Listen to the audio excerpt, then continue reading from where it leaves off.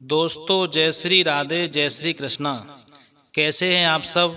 स्वस्थ होंगे, मस्त होंगे, जीवन में बड़े ही खुश होंगे। भगवान से यही हमारी कामना है, आप सदैव प्रसन्न रहें, खुश रहें, आपके जीवन में घर में मंगलाचार होते रहें। मित्रों, आइए आज हम ऐसी वीडियो के साथ में आप लोगों के बीच में आए हैं कि अकल बड़ी या भैंस। देखते हैं कि दुनिया में लोग कहावत में कह देते हैं अकल बड़ी या भैंस। तो आइए मित्रों, कहानी प्रारंभ करने से पहले छोटा सा मैं एक आपसे निवेदन करूंगा। अगर हमारे चैनल पर पहली बार नए दर्शक बन के आए हैं, प्लीज़ हमारी इस वीडियो देख रहे हैं, अगर वीडियो अच्छी लगे तो हमारे चैनल को सब्सक्राइब अवश्य कर लेना।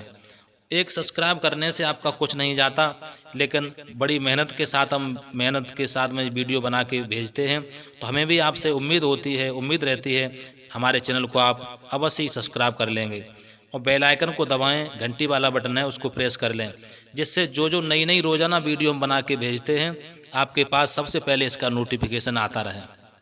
आइए मित्रों, कहानी प्रारंभ करने से पहले हमारी तरफ से हमारे इस चैनल अनसुने पुराण कहानी में आपका स्वागत है।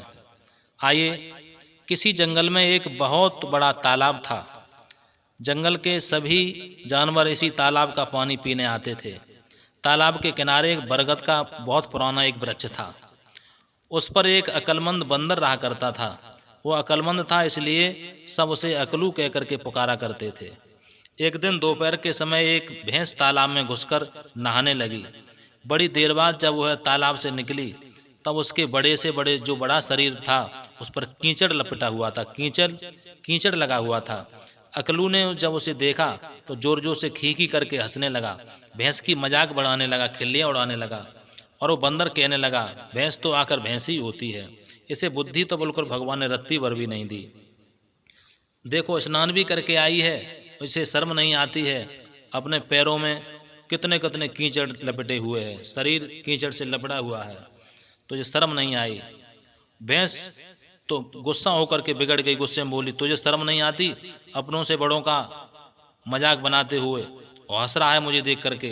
अकलू और जोर से हंसने लगा, अरे तो क्या हुआ, ऐसा भी नहाना कि देह पर कीचड़ मिट्टी लगी है। इससे अच्छा तो यही था कि नहाने की जगह पर बिल्कुल नहाना ही नहीं था। तूने तालाब का पानी भी गंदा कर दिया और खुद भी गंदी रह गई, ऐसे नहाने का फायदा ही क्या है? भैंस कहने लगी, जा जा, आया कहीं का अकल देने वाला। भैंस ने धमकाया और कहने लगी, जरा नीचे आ जा, तब तेरी हड्डी पसली एक कर दूंगी मैं, आया मुझे समझाने वाला। बंदर कहने लगा, अरे जा, अपना काम कर, चली है अपनी ताकत दिखाने, इतना बड़ा शरीर है पर अकल रत्ती भर भी नहीं है। अकलू ने ताना मार करके भैंस की मजाक उड़ाई, कहने लगे। भैंस और अकलू की गर्मा गर्म बातों जंगल में आग की तरह फैल गईं। सभी जानवर इस झगड़े के बारे में बातें करने लगे हैं। अंत में सबने तय कर लिया कि किसी न किसी तरह इस झगड़े को शांत किया जाए, ठंडा करना चाहिए। शाम हुई है, जंगल के सभी जानवर तालाब के किनारे इकट्ठे हुए हैं। सबकी राय से यह तय हुआ कि जो कोई इस तालाब को बीचों बीच से पार कर जाएगा, बस वही बड़ा है। इस प्रतियोगिता के निर्णायक बन के जंगल के राजा शेर को बना दिया गया।